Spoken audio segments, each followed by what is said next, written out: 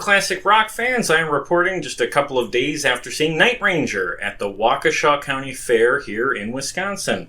Waukesha is a suburb of Wisconsin, and their county fair is something I've attended many times over the last 10 plus years. This was actually the 6th time I attended the fair, and I was really happy to see the lineup they had. This was the 3rd time I've seen Night Ranger. The previous 2 times I saw them were both in 2019. I saw them play a show at the Pabst Theater in February of 2019, and then later that year I saw them open for REO Speedwagon at Wisconsin State Fair. Both shows were a lot of fun, and the set lists of both of those shows was very similar to what I saw this past weekend. And that's because Night Ranger is very much in the tradition of bands like Journey and REO Speedwagon and Foreigner and Styx. Bands on the county fair and casino circuit that stick to the hits because they understand that many people in the audience are more casual fans who are there more than anything else for the songs, and they want to hear the songs that they know. And there's nothing wrong with that, so please don't take that as a complaint. But I will start with a complaint, although a fairly minor one, and not one for the band. Unfortunately, I have to point something out about the venue, the Waukesha County Fair. There was something a little off with the sound. The audio from the mics, particularly from lead singer Jack Blades' mic, was a little muffled, a little muted. The sound wasn't quite there for the Waukesha County Fair. So that was a little frustrating, particularly on the front half of the show. Now, before I get to that, I will say that hasn't been an issue for the Waukesha County Fair in the past. I've seen a number of shows there, and I never noticed any problems with the speakers or the sound at those shows, and I've sat in the same spot at pretty much every one of those shows. And the ones I attended go all the way back to 2009. In 2009, I saw REO Speedwagon at the Waukesha County Fair. That was like an afternoon show, so they were done when the sun was still out. And on our way back to the car, I saw a small group of people on the back end of the behind the stage area that was fenced off. And we walked over there, and we saw that a couple of guys in REO Speedwagon, including Dave Amato and Kevin Cronin, were talking with fans. And I was so frustrated because I didn't bring anything with me for them to sign, and they didn't hang around even long enough for us to pose for a picture with them, but it was cool because we got to see them interacting with their fans up close. The next year, I saw Don Felder at the Waukesha County Fair. That was in 2010. He was really good. That was a fun show. He was opening for Grand Funk Railroad, and I skipped Grand Funk. I saw Foreigner there in 2012. That was a fun show. Some good memories from that. I'm actually seeing Foreigner in the near future, so I'll talk more about that show when I review the upcoming Foreigner concert I'm going to go to. 2 years later, in 2014, I saw Eddie Money and Blue Oyster Cult. That was another great show. In fact, that might be my favorite memory from all these shows I've seen at Waukesha County Fair, because that was the only time I ever saw Eddie Money. And he was great. Blue Oyster Cult was really good too, but Eddie was particularly good, and I wish I had taken more opportunities to see him when he was alive, because it was so much fun when I saw him in 2014. And then I didn't get back to the fair for a couple of years. I didn't get back until 2019 when I saw Jefferson Starship, and the standout memory of that show was David Freiberg, who I believe was 81 at the time. And I remember thinking to myself, wow, this is really great that I'm seeing them now, because he's still with the band, and dude's 81, he can't be going on much longer, right? And here we are 6 years later, and David Freiberg is still touring with Jefferson Starship. That dude is low-key a legend of the road. I am stunned that he's able to carry on this deep into his run, so that's awesome. I hope I get a chance to see them one more time with David, because he was really fun. And then that was the last time I'd been to the Waukesha County Fair. So another break, definitely a reliable fair that I went to in my early days of seeing shows. A little more rare in recent years. But I'm glad I got back out there, because Night Ranger puts on a good show. And even though the audio was a little frustrating at points, it didn't ruin the show. The sound, I think, got better as the night went on. It just started off very noticeable. Maybe I just got used to it after the first couple of songs. But anyway, let's talk about the show itself. So they open the show with You Can Still Rock in America, which makes sense. That's a great concert opener. Big hit, big rockin' song, something that people can sing along with. Unfortunately, going back to that audio issue I was just talking about, because Jack's mic seemed to be low in the mix, you could kind of barely hear him. And that's a song where you really need to hear the lead singer. That's a big sing-along chorus. You need the lead singer to be out front and noticeable. So that took the wind out of the sails a little bit. That was the worst point in the concert because of the sound. Had the sound been fine, it would have been a perfect way to open the show. After that, they did 4 in the Morning and Sing Me Away. Sing Me Away is a good song. If you don't know that one, you should look it up. And then we got to one of the best parts of Night Ranger concerts. They did a Damn Yankees song, Coming of Age. Yes, so if you didn't know, Jack Blades from Night Ranger in the late 80s, early 90s was in a supergroup of sorts with Tommy Shaw from Styx and Ted Nugent. Oh boy. So the three of them did 2 records under the name Damn Yankees, and they had some hits. Coming of Age was a decent hit, but they had a massive hit with another song, which I'll get to in a little bit. Well, Styx does not play Damn Yankees music, and Tommy Shaw does not do solo shows. And Ted Nugent does not play Damn Yankees music. So, if you want to hear any Damn Yankees music at all, your only real choice is Night Ranger. And that's fantastic, because I think someone should carry a candle for that project. Those songs went over really well with the crowd, by the way. Like, people remember Damn Yankees. And Coming of Age is my favorite Damn Yankees song. And then they did a ballad called Sentimental Street. It's probably a subjective thing, but I would just say that was the worst part of the show, just because I'm not crazy about that song. And then they did a song called The Secret to My Success, which is a soundtrack number from a movie of the same name. And it was very interesting when Jack Blades introduced the song. He said something along the lines of, it's always a compliment when Hollywood wants to use one of our songs, and our songs have been in all kinds of movies, but most of them aren't very good. And it was so interesting to hear him say it like that, because it almost completely echoed what I heard Don Barnes from 38 Special say just earlier this year about 38 Special songs being used in a lot of movies and how most of those movies aren't very good. The movie that Jack Blades was talking about is called The Secret to My Success, that stars Michael J. Fox. So then he tells the story about how Michael J. Fox called them up and asked them to write a song for his movie. And then this guy named Michael J. Fox called us up. He said, Night Ranger, I want you to write the title track to my new movie called The Secret of My Success. We said we believe we can do that. So we got together one weekend and wrote it and didn't give it to him for 3 weeks to make him think it was really hard to do. Hey! That was kind of funny, and it, again, echoed something I had seen at a previous concert. It reminded me of Jim Peterick from Survivor in the Ides of March, talking about how Sylvester Stallone asked him to write a song for Rocky III, and then he talks about how he wrote Eye of the Tiger. After that, they started with band introductions, and one of the people they highlighted was their rhythm guitar player, Kerry Kelly. And they said that Kerry Kelly used to play in Alice Cooper's band, which is a big deal, because if you saw my review of the recent Alice Cooper show I attended, or if you saw my recent interview with Gary Graff, you might know that Alice Cooper always has a fantastic band.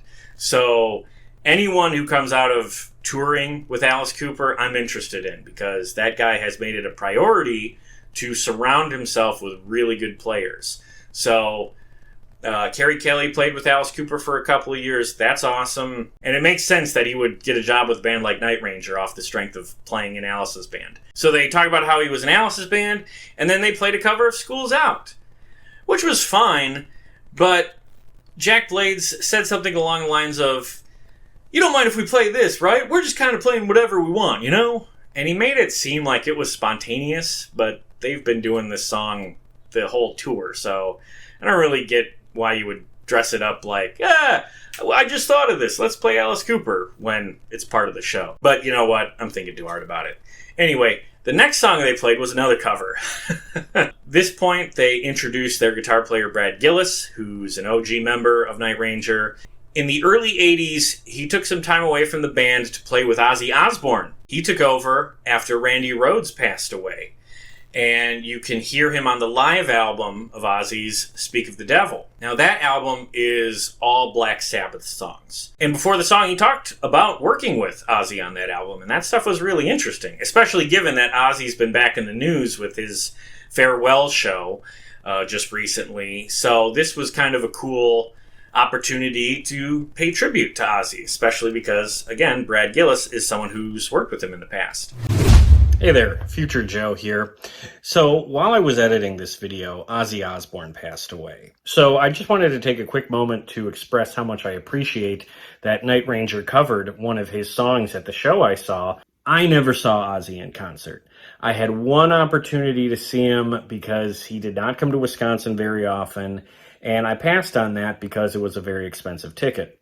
I actually did have tickets to see him play Summerfest in 2019, but that was the tour he had to cancel because of his health issues. And looking back on all the concerts I've seen, I can't remember a single time where a different band covered one of Ozzy's songs. I'm sure there's been someone, but I have been racking my brain for a while now and nothing is coming to mind. So this is one of the only times I've seen one of Ozzy's songs played on stage, and that's really special to me, given that that was one of the last songs I saw performed on stage before he passed away. It reminded me how the last song I saw performed live on stage before Eddie Van Halen passed away was Jump, because I had seen David Lee Roth in his 2020 Vegas residency. So if you're missing Ozzy's music already and want to hear one of his songs on stage, I would recommend going to see Night Ranger if you get a chance, because it'll be performed by someone who used to be in Ozzy's band, and that's really cool. So yeah, just wanted to say how much I appreciate that Night Ranger has been covering Crazy Train and paying tribute to Ozzy now more than ever, because unfortunately this was the summer where we as fans had to say goodbye to him, both on stage and also in life. So rest in peace, Ozzy Osbourne, and thank you to Night Ranger for helping to keep his legacy alive by playing one of his best songs. Like I said, if you get a chance to see them this summer, don't miss out. I'm sure they'll be doing this song all year, and hopefully they'll continue to do it in the tours after. All right, back to the review. And then they played their song, Night Ranger. So the band Night Ranger has a song called Night Ranger, but it's not on an album called Night Ranger. How frustrating is that? Again, going back to Black Sabbath, you have Black Sabbath, the band, that put out Black Sabbath, the album, that has a song called Black Sabbath. Like, Night Ranger could have done that exact same thing, but they didn't name the album Night Ranger. How silly, right? Anyway, good song, and that was when Kelly Keagy, their drummer, did a massive drum solo, which was entertaining. Went on a little long for my taste, but not the end of the world. And then we got to the second Damn Yankees portion of the night, where they played not one, but two more Damn Yankees songs, or at least one and a half. Before they played the big hit that everybody knows, they did a portion of a Damn Yankees song called Come Again, which, surprisingly, at least to me, a couple of people around me recognized right away. And they only played a snippet of it, but that was just sort of a prelude to set up for, of course, the big Damn Yankees hit, High Enough, which almost everyone in the crowd reacted to right away, sang along, put their phones up, the whole deal. That one went over really well. Again, people remember Damn Yankees, so that was a highlight of the show. Unfortunately for me, I don't really like that song, so I couldn't quite get on board with everybody else there, but that's where I recognize that I'm the outlier, I'm the weirdo in the group on that, so I'm not going to pass judgment. All this to say, it played really well. After that was a song I did not know by Night Ranger called Goodbye, although I overheard a woman younger than me, a few paces over from me, whisper to the guy she was with, "Oh, they're playing Goodbye." And I thought to myself, wow, okay, someone on the younger side knowing a Night Ranger deep cut, that's impressive. Okay, their music might actually be getting through a little more than I give them credit for. So that was a nice moment of the show. And then we closed with the big hit portion of the night, When You Close Your Eyes, Don't Tell Me You Love Me, and Sister Christian. The first two being some great examples of 80s arena rock. That's the sound that has made Night Ranger stand the test of time. They are just fantastic. Arena rock, two great songs out of that genre, so I really enjoyed listening to both of those. And then, of course, they closed out with Sister Christian, which was an absolutely massive crossover hit, very similar to songs like Don't Stop Believin' or Keep on Lovin' You. Basically, ballads that rock audiences enjoyed as well. It was a song that I grew up hearing on those 80s Time Life infomercials. That song was always on the Monster Ballads collection. So it's not my favorite song of theirs, but again, like with Keep on Lovin' You, like with Waiting for a Girl Like You or Amanda by Boston, it's a fun sing-along moment of the show. And yeah, people were singing along with it at the end, and they all had their phones up. It was actually a pretty cool visual, so I enjoyed how the show closed out. And then that was it. They didn't do an encore, which is fine. Some bands do, some bands don't, but I'll just say that the show as a whole was very similar to what I saw both times in 2019. I think if you're a fan of 80s rock and roll, this is definitely a band you'll want to see. They are deep into their career. They're like 40 plus years deep into doing this.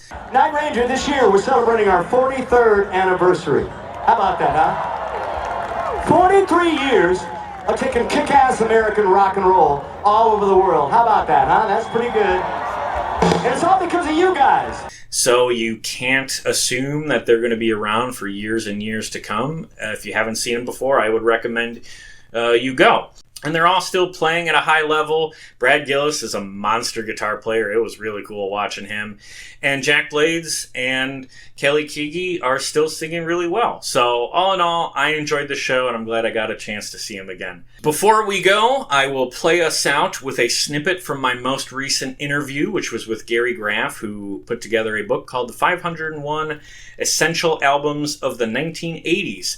Night Ranger has an album in that book, which caught me off guard, if I'm honest. So here's a clip from my conversation with Gary about that album that Night Ranger put out that made his list of the 501 essential albums of the 80s. But before that, I will just say thank you very much for watching this video. Please check out some of the other concert reviews I've done on this channel. If you're a fan of classic rock, I guarantee I've talked about a different artist or band that you're a fan of. And if you are that fan of classic rock, please check out the podcast I do. It's all about classic rock. We've had a lot of great guests on this year, including Gary, and we are coming up on our 100th episode, and that is going to be awesome. So please stay tuned for that. But with that, thank you very much for watching. See Night Ranger if you can. Keep rocking. And here's my clip with Gary. I was surprised to see Night Ranger Midnight Madness here. Not because I don't like Night Ranger. I do a lot. I've seen him in concert. But when I think of the word essential, I'll be honest, that band doesn't necessarily register for me. And I know that sounds disrespectful. I don't mean it to be, but it's because they're in that category you're talking about, that faceless, like arena rock, corporate rock kind of thing. Was there something about this album that punched them through a little further than others that otherwise didn't make the book? I think it was a representation of that particular kind of subset. Okay. You just described, those type of bands. I mean, yeah, we have a Journey album in here. We have, we do have High Infidelity, yep, from REO Speedwagon in the book. But, I really felt like as a really straight down the line mainstream rock album, of the early part of the 80s. You couldn't find one more representative or better than Midnight Madness, and it had Sister Christian on it, which is an essential track of the 80s.